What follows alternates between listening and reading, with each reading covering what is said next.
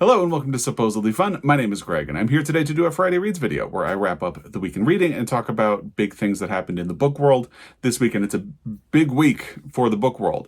If you would prefer to skip to the Friday Reads portion of the video where I talk about the 2 books that I finished this week and the sort of silly thing that I did this week, as well as the 2 books I have ongoing, you can do so via the timestamp that will be in the description box down below. Otherwise, let's talk about the things that happened in the book world this week. There are really 2 big things that happened this week. One of them is a little bit happier, one of them is a little more sad. Let's start with the happier thing, which is, of course, the Booker Prize longlist, which was announced earlier this week. I have a reaction video. It will be linked down below if you would like to check it out. And it feels like this is a pretty solid long list for the Booker Prize. I feel like from the comments, most people do agree about that. I had sort of been thinking that we would hear a lot more quibbling with the volume of Americans that are on the long list, and there has been a little bit of that, but not too much. Mostly it's been coming up in the context of the fact that I think because, or probably because, there are so many Americans on the list, you don't really see a presence from African or Indonesian, or there's a lack of diversity from other parts of the world. And that is unfortunate. Although I do think people aren't really upset about it when you look at the books that did make the list. There is a bit of interest with the Australian book that made the list because the consensus seems to be that Praiseworthy is a better Australian book that didn't make it onto the list, but a different Australian author did. So people are happy that an Australian author made it, but maybe not that particular book. But I think when you look at even the diversity among the Americans that made the list, you have the first Native American author making the long list. It kind of negates any criticism. And I think because the Booker Prize is usually pretty good about having diversity in its long list and short list, it's not a problem right now. If that continues to be the way it is in the coming years, then I feel like it'll be more of a problem. It's not like, at least to me, it's not like the Nobel Prize saying that they are going to work to be better about recognizing global authors and global literature and then continuing to award prizes to Europeans and North Americans. And if when they veer away from that, they choose people from other parts of the world who have ties, like strong ties to Europe, like have lived in Europe for a long time. That is a problem and something we need to continue talking about. I think the fact that the Pulitzer Prize for fiction has not awarded anything to a Black woman since Toni Morrison won for Beloved in 1988, definitely a problem, something we need to talk about. But I think this is a really interesting long list. That seems to be consensus as well. I have gotten really interested in some of the books from the feedback that people have given me. I already had a hold on Headshot by Rita Bullwinkle at my local library, and it has taken forever. I say it's taken forever, but really it's been about 2 months. Almost. It just feels like it's taking forever to get a copy of that book. But really, hopefully that just means that by this point, I'm getting to the top of the list. So hopefully I will be getting a copy of Headshot soon. I added a hold for Orbital by Samantha Harvey at my local library as well. So hopefully I will be getting that one soon. And I already have a copy of Wandering Stars. I was thinking of adding Held by Anne Michaels and Enlightenment by Sarah Perry as holds at my local library, but I'm going to sort of see how things develop and start with the ones that I already have holds on or already have in my library and kind of go from there, because I already am developing some plans for the month of August, like reading plans, and I kind of want to focus on those, and I don't really want to get derailed by the Booker. But I think it speaks to the strength of the list that it feels like I could be derailed by this Booker long list. And, I'll talk more about my plans for August when I do my reading wrap up with Joel. He will be back and we will talk about the books that we read in July and our plans for August. Hopefully we will be able to film that video over the weekend. I can't promise anything, but that is the goal, and we'll see how that goes. And then hopefully you'll get our wrap up next week and I'll talk more about my plans. One thing I have noticed is that I've been reading a lot more frontlist books this year, which is to say like new releases. And usually there's a much healthier blend of new releases and backlist titles. And this year it feels like it just definitely skews toward new releases. And it's not that I'm not enjoying the books that I have read this year, but I do feel a bit ready to increase the representation of backlist titles. And part of that is getting back to my Pulitzer Prize project. I really haven't done a lot for that in 2024 so far. The only book I've read for my Pulitzer Prize project this year was Night Watch, the book that won this year. And if you remember, that did not go well, but I'm making plans to get back to it, and I am hoping that I will be doing some more backlist books. And actually, one of the books I'm reading right now is a backlist title. And that sort of pivots into the sadder news that happened this past week, which is that we lost a literary legend, Edna O'Brien. Coincidentally, I have been looking for a used copy of the Country Girls trilogy for months and not having any luck. I finally found a copy. It was in my July book haul, which will also be linked down below. And I've been really excited to get back to it because before Joel and I went to Ireland, I read the first installment of the trilogy, which is called The Country Girls. And I really liked it, but I sort of wanted to take a break. I don't really like to do series books back to back, even when they're, novellas that have been compiled together. This looks like a brick of a book, but I think the thing to remember is that it's 3 novellas and an epilogue that have been lumped together. And I've already read the first one, and I think I'm about 20 pages into the second one, which is like halfway through the book at this point. Edna O'Brien is a towering literary figure because The Country Girls was published in 1960, I believe. I could just check the copyright date and tell you. Copyright 1960, 1962, 1964, and 1986. 1986 would be the epilogue, I'm assuming, that was included in this collection. And as soon as The Country Girls was published, it was immediately banned in Ireland. And I believe the subsequent books were also banned in Ireland. And why were they banned?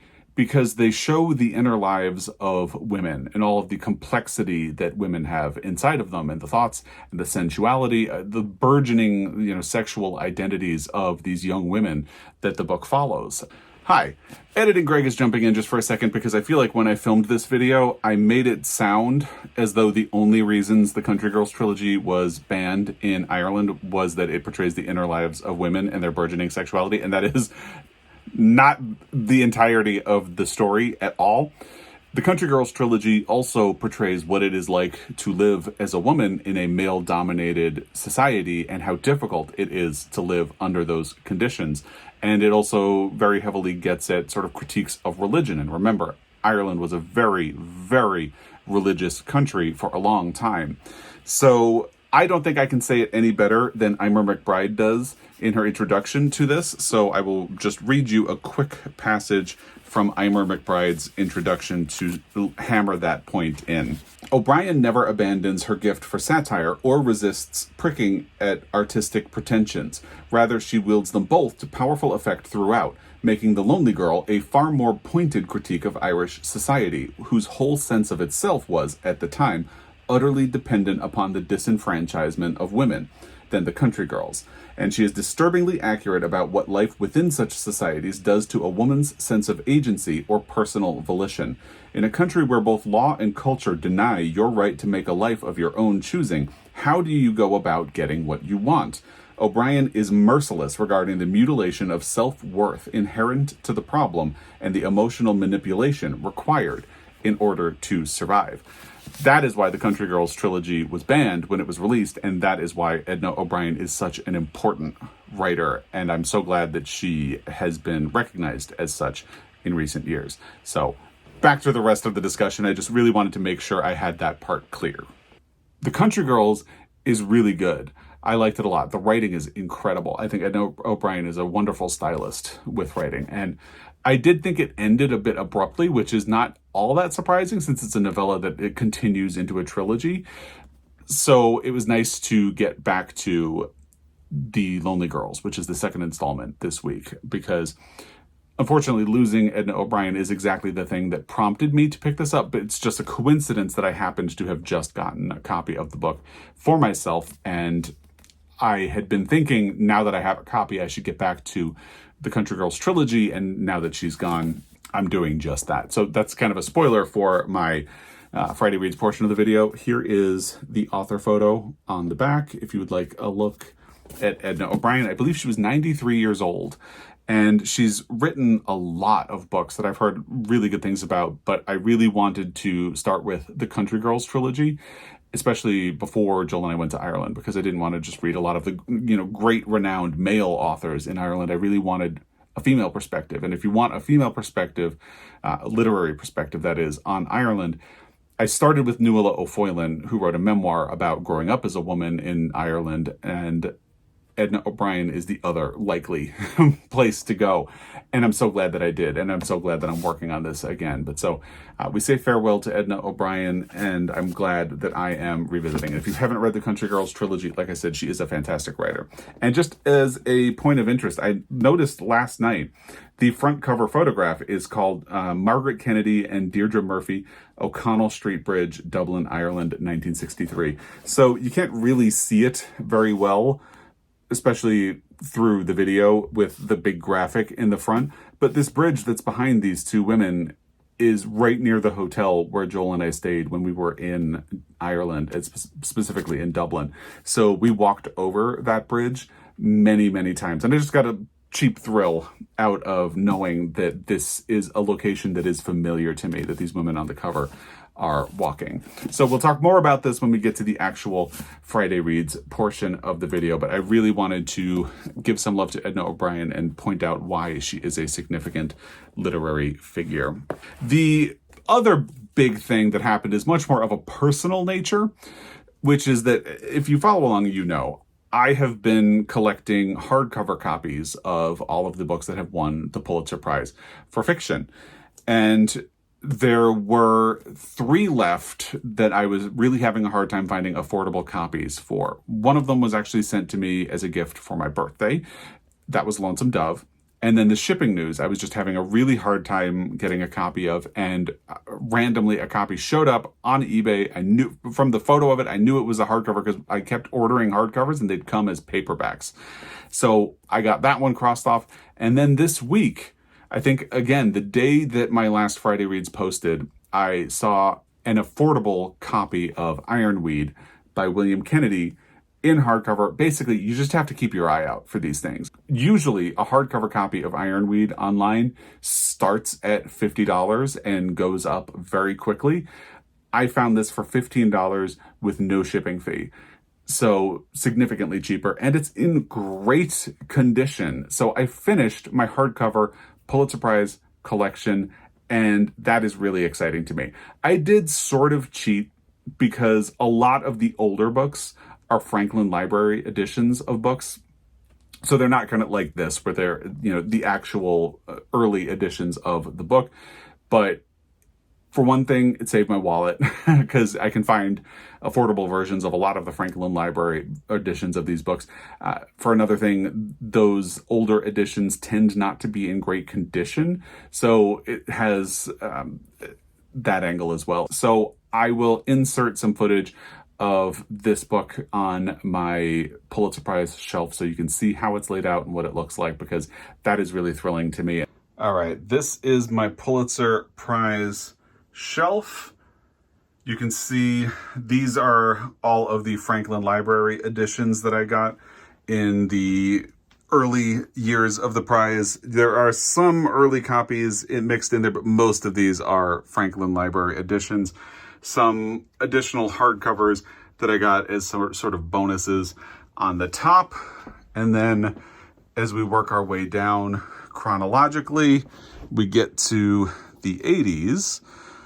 And I can get rid of, well, I'm not going to get rid of my copy of Ironweed. It's going to go in my paperback overstock, but I can replace that with the hardcover at long last. Let's see if I can do this one-handed. Yes. There we go. The hardcover collection is now complete. Some of these, like this is actually, I think, a Canadian edition of the Stone Diaries. And the only reason I have a hardcover copy of Tinkers is that this is a European edition, but it counts. The only paperback is on the bottom shelf, which is, ignore the little shelf holders. There is no hardcover of the Netanyahus by Joshua Cohen. So that is the only paperback that will continue to live on the shelf. I'm going to put this with my paperback overstock. Where is my paperback overstock, you say? It's at the top. So I have Sue Grafton over there, and then the Pulitzer collection starts. So these are extra sort of paperback copies. You can see I have a bonus paperback of Laughing Boy. That is the one that I will read instead of the Franklin Library edition.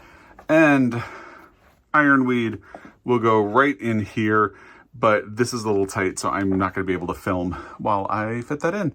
So there's your Pulitzer update. And I did not intentionally, I do love to theme my t-shirts to my videos, but this was not intentional that I am matching Ironweed today. In fact, this t-shirt actually doesn't really have much of anything to do with anything I'm going to be talking about today. It's just for a bookstore in Bozeman, Montana, Country Bookshelf. You can't see the title of it because it's way down, but yeah. That's what it is. It's just kind of funny. As I was holding up, I realized, wow, we are like the same color. But anyway, that is all of the stuff that has been going on this week.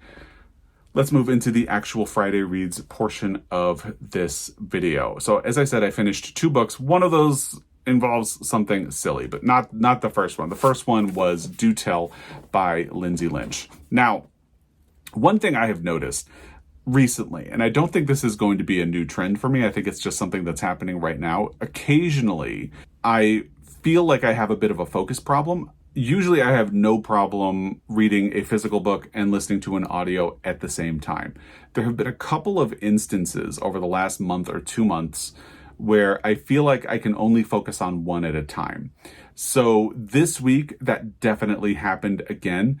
Part of why that happened is that I was enjoying Do Tell by Lindsay Lynch so much that every time I had a moment to read, I really wanted it to be Do Tell. So I pretty heavily focused on this above the audiobook that I was listening to, and I don't regret it because I thought this was a fun ride. I can see someone reading Do Tell and feeling like there's not too much of a plot, given that when you describe this book, it sounds like a lot happens. I can see someone actually reading this and saying it just kind of feels like the characters kind of floating around and not much is happening.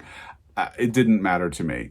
So if you're unfamiliar, this is a novel set in old Hollywood, and the cover really perfectly captures that sort of old Hollywood look. Basically, you have this woman, Edie O'Dare, that's her stage name.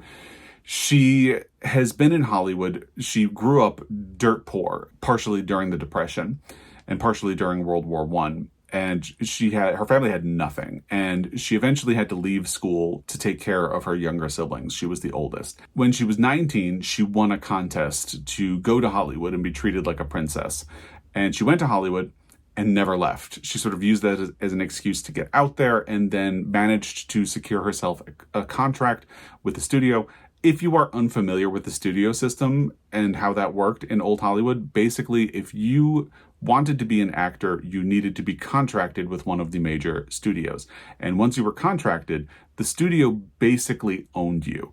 They had control over what movies you would appear in and what movies you wouldn't appear in. They could control who you would marry, who you would date. And if you didn't want to play by their rules, your contract would be canceled or you would just be dropped from it, and then you wouldn't work in Hollywood again. So they had very tight control over actors. And she gets a contract with the studio, but she's only moderately successful over the term of her 7-year contract with an imaginary studio. And this book has a sort of bit of an outsider perspective, which a lot of books rely on. And it has that sort of outsider perspective in 2 ways.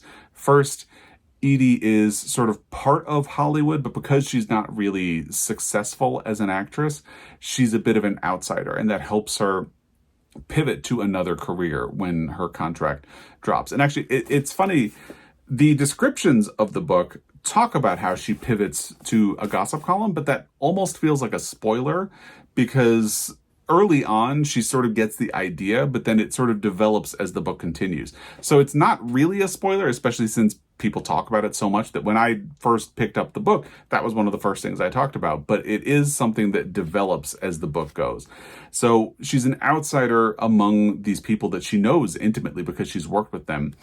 And this fake studio, FWM, is also a bit of an outsider because in the way that a lot of the time, like if you watch Mary Tyler Moore, she works for a news station, but it's like the lowest rated news station in her area. So there's a bit of an underdog vibe. It's the same thing with FWM. The real studios that they talk about, like Warner Brothers, Paramount, MGM, those are the bigwigs. And FWM is sort of chasing after them and trying to get a foothold in there. So it has sort of a double outsider perspective in Hollywood.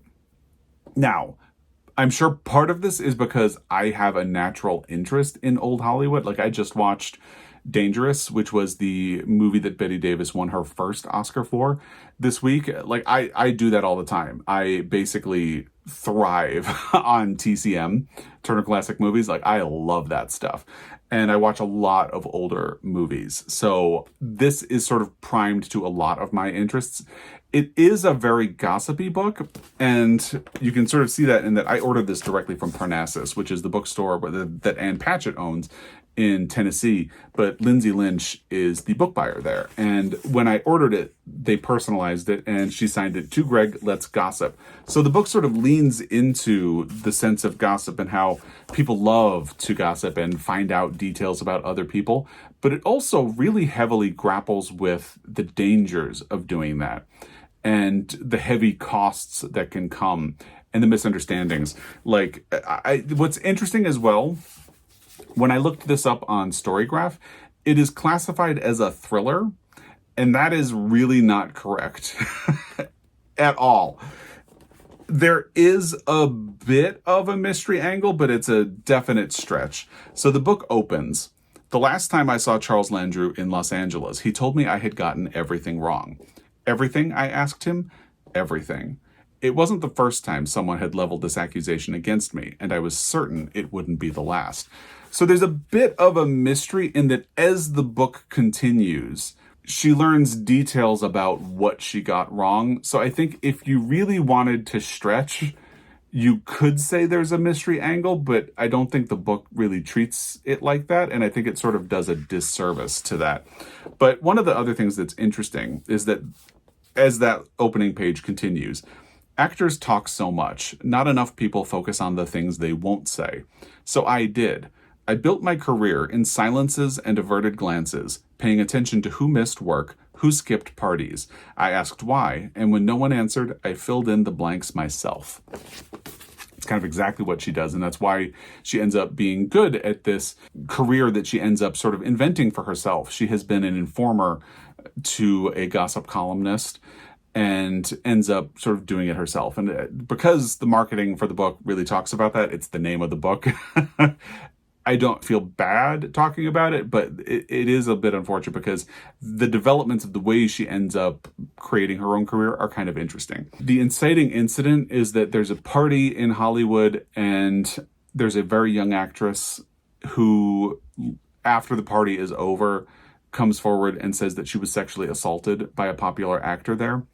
And Edie helps her. She plants a story in a newspaper to get word out, get her version of events out there. But so this book is also about complicity, and the studio system really works perfectly for that because the studio controls whose side a lot of the other actors take. Like it doesn't, if I see a fight between two people, it doesn't matter who I sympathize with or if I know that one of them is a creep, the studio is going to tell me to support the creep if the creep is making money for the studio. So it's about that sense of complicity in it. And when you start a gossip column, you need cooperation from the actors and the studios. So there's a sense of trading about like, what can I do to try to do right even within the system? And that's something that I think a lot of people deal with in their life. Like I don't shop at certain stores because I don't want to give my money to companies that do things that I don't agree with.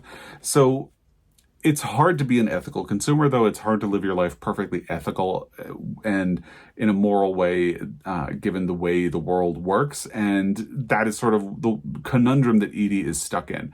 You know, and as I said, she grows up poor. So she is trying to create a space for herself where she will have the things that she needs and not go back to where she came from.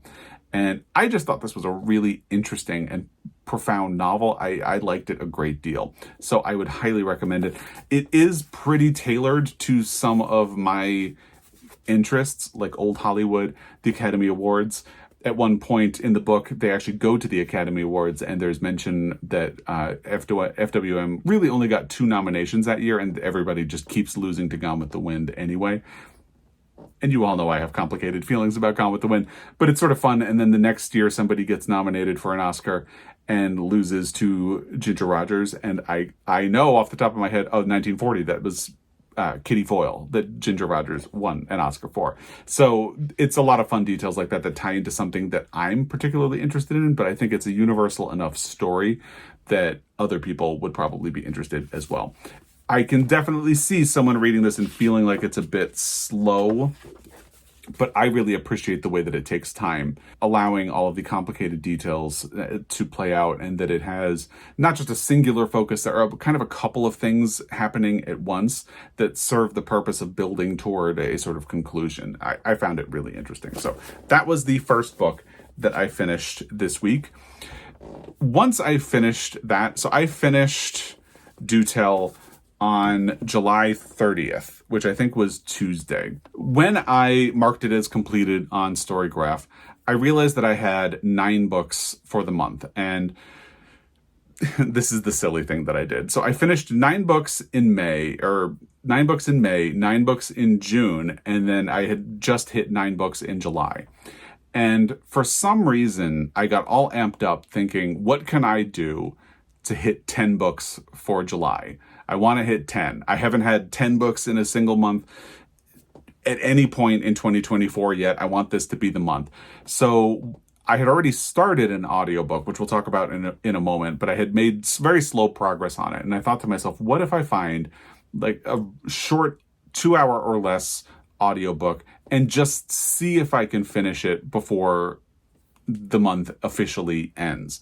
So on Wednesday morning, which was July 31st, I started the audio for Eastbound by Milas de Carangal, translated by Jessica Moore. And I think it's right at about 2 hours, and I finished it on Wednesday. So the reason I say I did something silly is I basically put undue pressure on myself to get 10 books. And that's such an arbitrary thing that I did to myself. And I put this totally unnecessary amount of pressure on myself to the point that I put the audio I was listening to the side to do something else just because I knew I could probably finish it in one day, given the way my Wednesday was looking like it was lining up. And it did. It worked. And I liked Eastbound. So it's not like I necessarily regret it. It's just once I finished Eastbound, I sort of sat down and thought to myself, what did I do to myself?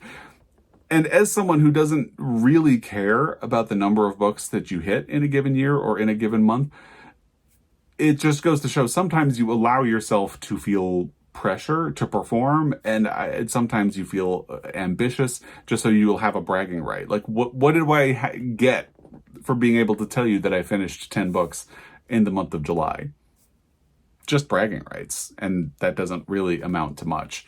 So Eastbound was one of the New York Times best books of the year last year. I'll link my video about that list down below. The way they talked about it sounded really interesting. So I've had it held on Scribd, or whatever Scribd is these days. It's always going to be Scribd to me. They changed the name and I'm never going to catch up to it. It's just like, I don't even remember what the name of the new Shea Stadium is. To me, it's always going to be Shea Stadium. It's one of those things. So anyway, I'd had it saved in my saved list for ever since it made it onto the New York Times best books of the year last year. It popped up again somewhere recently where somebody online mentioned that they had really liked Eastbound. And that it kind of, when I was scrolling through options and saw Eastbound in my saved list and saw that it was 2 hours, I thought that's what I'm going to do. So This is a really good book. And I think the other thing that's so silly about me trying to rush through a book, even though it's 2 hours, was that I feel like I ended up doing a bit of a disservice to Eastbound because I was so determined to finish it that I didn't really take my time with it. And now I feel like I want to reread Eastbound at some point so I can actually give it the due that it deserves. So that's another sort of facet of the silly thing that I did, is that I ended up reading Eastbound. I liked it, but I feel like I need to go back now and so I can actually really appreciate it. The premise of it is that you have this young man, Alyosha, who is conscripted into the Russian army, and he is on a train eastbound into Siberia. And on the train, he very quickly decides that he wants to desert, but he can't really figure out how to get off the train. And he runs into a woman named Helene, who is French, who is running away from something of her own on this train. And they don't really speak the same language. There are so many communication failures between them throughout the course of this very short book. And they try to force an understanding, and it's really interesting because in a way it works as a story of like human connection and how difficult it really is to connect with another person. But anyway, she agrees to hide him in her compartment. And the book does generate a good amount of suspense. I think that's part of why I was able to power through it so quickly on Wednesday and get it done before the end of the month, because it genuinely does build a sense of suspense. Like, you want to know what's going to happen to these characters. Are they going to be found out? What's interesting as well is that the style of the book, which is written very well, and it's hard to know when it's in translation how much credit goes to the writer, how much credit goes to the translator who brought this into English, because the language is so beautiful. And I'm sure in its original language it was beautiful as well. But you have to give a lot of credit to the translator as well, because it's so sharp and beautiful. But the book also has a very old world sort of vibe, to the point where if you had told me it was set in like the 1950s or the 1960s, I would believe you. If you told me it was set in the 1930s, I would believe you. And yet it was originally published in French in 2012, and it just made it into English last year. There are suddenly references to like Lady Gaga that feel like whiplash in a certain way. But especially with everything going on in the world, it is also really interesting to read this perspective of someone who is being forced into the Russian army because he doesn't have the money to bribe people and get himself out and get himself other options. He's sort of forced into this narrow lane that he's now going to fight for a Russian army that he doesn't want to do. And it's really interesting. But because I did this silly thing, I now feel like I need to go back and read the book. So maybe at some point I'll get it from the library, or look for it at my local used bookstore and see if I can get a copy of the book. And at some point I will read it again so I can see to what level I appreciate it. Because I think because I put so much pressure on it, getting it done quickly, I didn't really give myself the opportunity to appreciate the book for what it was. Because I think this could potentially be a tremendous short book, and I love a short book. So part of me feels like this could be in the same camp as like Train Dreams by Dennis Johnson, which I think is one of the best novellas, or Small Things Like These by Claire Keegan, also one of the best novellas ever written. So I want to go back and be able to accurately measure Eastbound to see if it belongs in that camp, because I have a suspicion that it might. But because I did this silly thing where I put a lot of pressure on myself to get it done quickly, I can't say for sure. So no more silly things in 2024, hopefully, for me. Hopefully I have learned my lesson. So what audio did I push to the side in order to do Eastbound? That was The History of Sound, a story collection by Ben Shattuck. I had mentioned it last week because I had seen this book and it thought that it sounded interesting. I even saw a physical copy of it at Montana Book Company and picked it up and was thinking about, this sounds like something that would be really interesting. And for some reason, the thing that really convinced me to read it is that the publisher did a reel with Ben Shattuck where he talked about the insane cast of the audiobook, because it's a story collection and a different person reads every story. Chris Cooper reads the title story, which is the first story in the collection. Paul Mescal, who will be starring in the film adaptation of the first story, The History of Sound, reads the second story. Nick Offerman reads one. Jenny Slate, who is married to Ben Shattuck, reads the story. And so far, I've only done the first 3 stories. That's the thing that kind of hooked me in to actually reading the book. And I think another part of why I was really not making progress compared to Do Tell, one, I was enjoying this enough that I really wanted to focus on it. But two, I feel like the stories in The History of Sound are stories that I really want to savor. Like, I think when I last spoke to you, I had listened to, in a Friday Reads video, I had listened to half of the first story narrated by Chris Cooper. And the next day, I went back to the beginning and started that story over because I just thought to myself, I really want to savor this story. It's beautiful. I want to go back. I want to listen to the whole thing at one time. So I did. And there were a couple of times where the second story, I got about like 5 minutes in and I thought, no. I want to do the same thing. I wanted to find a stretch where I have, like, I think the story was like 35 to 40 minutes. And I wanted to have time where I would be able to listen to the whole story, like no interruptions. And I think that really goes to show you how much I am liking The History of Sound so far. And I'm really looking forward to getting further into it. So this is a sort of a linked collection. The opening story tells the tale of 2 young men in 1916 through 19 who meet and have a relationship, like a fling, and then one of them goes off to fight in World War I.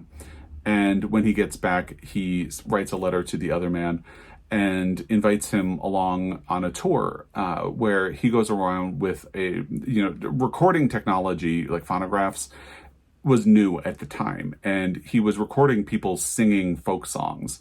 That is sort of what they do. They spend a summer going around getting people to sing into this machine so they can record these folk songs. And of course, they're having a fling on the side. And it's a really beautiful story. And then the rest of the stories in the collection have some kind of a callback to the others or to that original story. And it's really interesting unpacking the ways they connect, at least so far. And I'm really looking forward to getting further into it. Hopefully next week I'll be ready to talk about the end of this collection because I'm really enjoying it so far. And then once I finished Do Tell, I picked up The Country Girls, as I said, again, and started the second novella in the collection, which is The Lonely Girls. And I am so glad that I picked it back up.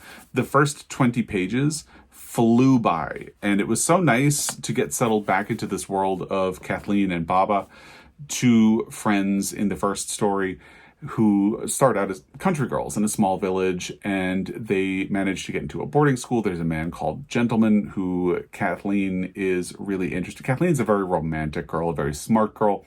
Baba is sharper, more of a bit of a troublemaker type, but they are friends, and it's been so nice settling back into their world. And sad reasons for doing that right now, but I'm so glad that I did. And I don't think I will continue into the final part of the trilogy, which is Girls in Their Married Bliss, but I definitely want to do it soon. So I'm thinking what I'm going to do is I'm just going to read The Lonely Girls and then do something else, and then maybe I'll come back and do the third part of the trilogy. And once I do the third part, I'll do the epilogue with it, because it seems like it would just be kind of silly to wait to do the epilogue. But that's the plan right now.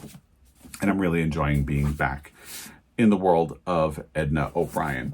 And as a sort of prep for myself, I got a library book this week that ties into the book I want to do for my Pulitzer Prize project. So if you remember, I had decided that I am going to do Laughing Boy by Oliver Lafarge as a sort of build-up to Housemaid of Dawn. My library had a copy of this biography of Oliver Lafarge, Indian Man, A Life of Oliver Lafarge by Darcy McNichol. So I got it. And it's funny because it came in, when I picked it up, I was like, this is in really good condition. Is this new? Well, no, the book is actually from 1971. It's just barely been checked out. You don't see these in books all that much anymore, but I used to love these flaps that would tell you when the book was checked out. So this is 2004 and 2012. Hopefully it was checked out more before that, because it looks like there was a previous form that had been torn out of the page. But anyway, this will be sort of an addendum. I don't know how fully I will read this book, but I do want to at least get a sense of Oliver Lafarge, And this author, Darcy McNichol, was quoted on the back of the other book that I had held up when I talked about how I had decided to make this my next Pulitzer Prize book, or Oliver Lafarge's Laughing Boy, not this book specifically, my next project. There was a quote about, it was terrible. Hold on and I'll get it. This was the book, Yellow Sun, Bright Sky, a story collection by Oliver Lafarge. And Darcy McNichol has a quote on the back that is from this book. What doubtless was his most significant contribution was that he brought Indians into the consciousness of Americans as something other than casual savages, without tradition or style. So that is sort of like the build-up to N. Scott Momaday and why his Pulitzer Prize as the first Native American winner for Housemaid of Dawn will be so significant. So once I finish The Country Girls, I might jump into Oliver Lafarge territory. I'm going to wait and see how I'm feeling when I finish The Lonely Girls, which is the second installment of the Country Girls trilogy, and I'll see where I'm at with the history of sound. I don't know what my next audio will be once I finish that. So that is everything that's been going on for me and in the bookish world this week. I'd love to hear what you've been reading, what you've been loving, what you've been up to, all of that stuff in the comment section down below. As always, I really appreciate your time, and I will be back. Until next time, happy reading.